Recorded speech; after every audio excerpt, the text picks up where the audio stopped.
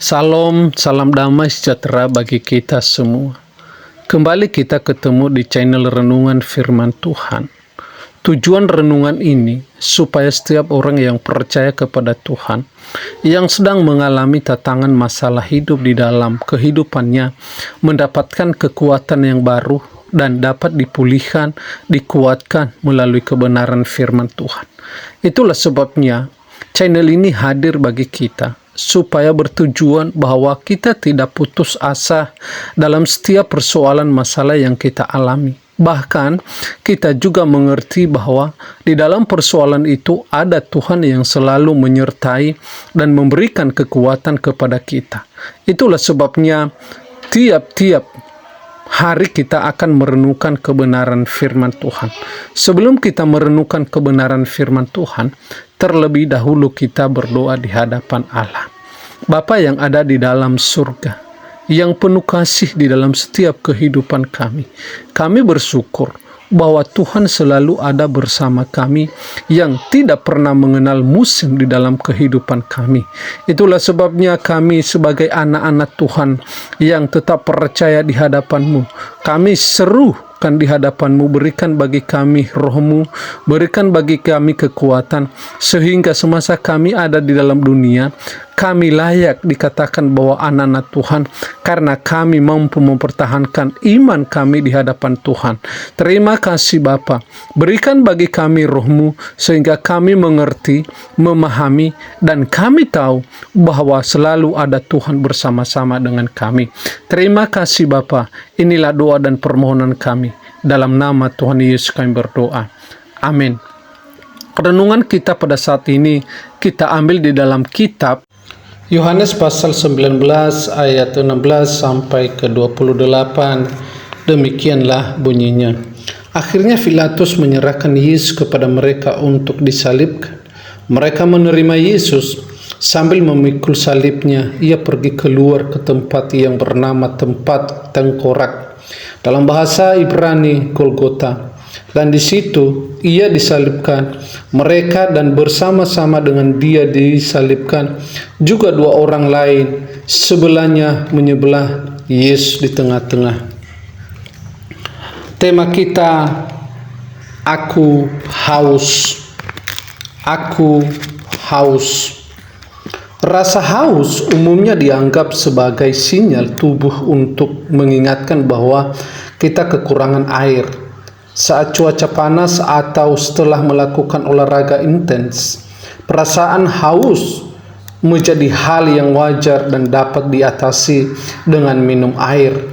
Namun, apakah kita pernah merenungkan rasa haus yang dirasakan oleh sosok yang memiliki peran besar dalam sejarah kehidupan manusia, yaitu Yesus Kristus? Di puncak penderitaannya di kayu salib, Yesus berseru, "Aku haus." Seruan Yesus ini menyatakan penggenapan Mazmur pasal 66 ayat 22, pasal 22 dan 16. Seruan Yesus ini menyatakan penggenapan Mazmur ini tanpa diragukan lagi, mencerminkan dahaganya yang tidak hanya bersifat fisik, melainkan lebih mendalam secara rohani. Yesus haus akan kehendak Bapanya, menunjukkan kerinduannya untuk menyelesaikan misi penebusan dosa untuk manusia. Melalui pengorbanan dirinya, inilah titik di mana ia rela menderita sampai pada puncaknya. Bahkan ia harus digantung di atas kayu salib. Ketika merenungkan pada seruannya, kita menyadari bahwa rasa haus Yesus mencakup kehausannya akan keselamatan jiwa-jiwa yang tersesat dan terjerumus dalam dosa. Kasih Kristus begitu luar biasa dan tidak terbatas, termanifestasi melalui kemampuannya menanggung dosa seluruh umat manusia. Seruan haus dari bibirnya menjadi puncak kedalaman penderitaannya, dan ia semua didasari oleh dorongan kasihnya terhadap kita. Sejauh mana ia sanggup mengalami haus yang luar biasa sebagai bentuk pengorbanan yang tak terbayangkan. menggambarkan betapa besar kasih-Nya kepada kita. Merenungkan seruan ini mengajarkan kita pengorbanan Kristus dan mengajak kita memberikan tanggapan tulus dengan menjalani hidup yang mencerminkan kasih dan ketaatan padanya.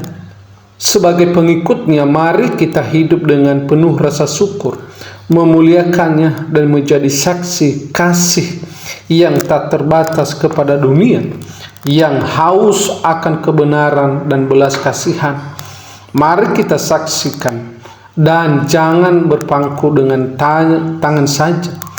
Kadang menjadi saksi yang menuntut kita berkorban, namun ingat bahwa Kristus telah berkorban bagi kita dan telah memberikan teladan bagi kita. Bapak, Ibu, dan Saudara yang dikasihi oleh Tuhan Yesus Kristus, renungan ini mengajarkan bagi kita betapa ngerinya penderitaan yang dialami oleh Yesus di atas kayu salib. Apa tujuan penderitaan itu? Supaya setiap kita, orang-orang yang ada di dalam dunia yang telah melakukan dosa, dan supaya dosa kita dapat diampuni dan ditebus melalui kematiannya di atas kayu salib. Itulah sebabnya Dia rela datang dari surga dan Dia datang ke dalam dunia. Tujuannya supaya kita diselamatkan dari segala dosa. Bapak, Ibu, dan Saudara yang saya kasihi dalam nama Tuhan Yesus, seharusnya kita sebagai orang yang berdosa, kita ini tidak layak untuk diselamatkan. Tetapi oleh karena kasih Allah, sehingga Dia mengambil rupa manusia, datang ke dalam dunia supaya Bapak, Ibu, dan Saudara dan kita semua dapat diselamatkan. Penderitaan tidak sebanding dengan apa yang dialami oleh Tuhan Yesus. Kalau kita melihat di dalam tafsir-tafsir yang lain, sebagaimana penderitaan yang dialami oleh Tuhan Yesus di atas kayu salib, dalam proses perjalanan menuju Golgota, itu betapa sedih dan betapa ngerinya penderitaan yang dialami. Bukan karena Dia bersalah, melainkan karena kita yang berdosa. Coba bayangkan, jika kita diperlakukan seperti itu, belum tentu bisa kita sampai ke tempat Golgota, sudah mati. Tetapi Ia menanggung dan menahan rasa sakit itu karena Ia menunjukkan kepada penguasa pada saat itu, yaitu iblis, yang sedang membuat manusia harus jatuh ke dalam dosa. Dan itu yang harus dipermalukan oleh Tuhan Yesus, dan Ia mengalahkan ketika Ia sampai di atas Golgota dan Dia mati. Dan buktinya pada hari yang ketika Ia hidup kembali, Dia bangkit kembali dan naik ke surga. Jadi sekarang tidak ada alasan bagi kita tidak percaya sungguh-sungguh kepada Tuhan karena kasih. Oleh karena itu, kita sebagai orang yang sudah menerima kasih itu, maka kita juga harus membagikan kasih itu kepada sesama dengan cara kita akan mengasihi orang-orang yang tidak mengasihi kita. Kita juga mengasihi orang-orang yang tidak mengasihi Tuhan, supaya mereka dapat diselamatkan sama dengan hidup kita. Terima kasih Bapa yang ada di dalam surga. Kami sangat mengucap syukur buat firman-Mu yang mengingatkan bagaimana pengorbanan-Mu di atas kayu salib, dan penderitaan-Mu tidak ada satupun yang bisa menanggung, tetapi Tuhan menanggung itu bagi kami. Kami yang seharusnya dihukum, kami yang seharusnya dimurkai, tapi Allah mengambil hukuman itu karena kasih-Mu bagi kami. Terima kasih Tuhan, ajarkan kami supaya kami juga memiliki kasih seperti Bapa memiliki kasih, sehingga bisa kami mengasihi orang-orang yang tidak mengasihi kami, sehingga bisa kami mengasihi juga orang-orang yang tidak tahu bahwa ada Tuhan yang sanggup untuk menyelamatkan semua hidup yang ada di dalam dunia ini. Terima kasih Bapa, inilah doa dan permohonan kami, di dalam nama Tuhan Yesus kami berdoa, amin. Demikianlah renungan firman Tuhan ini. Semoga Bapak Ibu dapat diberkati.